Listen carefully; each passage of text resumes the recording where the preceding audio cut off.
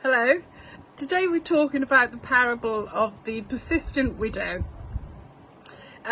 You'll find it in Luke chapter 18 verse 1 to 8.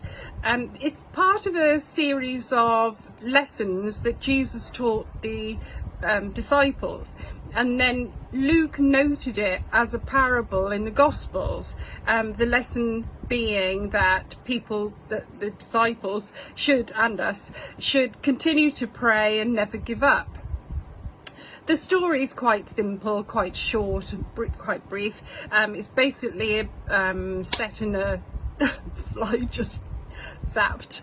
It's basically set in an unnamed town where an unjust judge resided, and he wasn't very God-fearing, he wasn't very caring, and not just generally not a nice person. And the widow comes along and asks him if he can give her justice over her adversary, and he refused until she came back time and time again, and he got so fed up with her, he granted it, and just because he wanted to get rid of her and shut her up, basically. So her persistence paid off. She got what she wanted and off she went. That's kind of like the story, really. So basically, an adversary is things like anger and jealousy and stubbornness and laziness and resentment, all those sort of things that we all have as human beings, especially in this heat.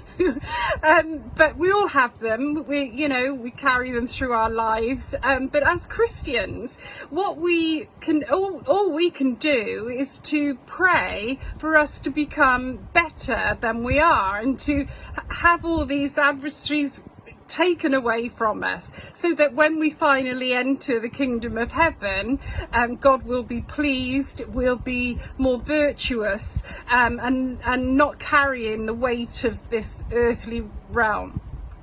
So what Jesus is saying here, basically, he's saying it to the disciples, he's saying it to us, that we must continue to pray. That is the main message.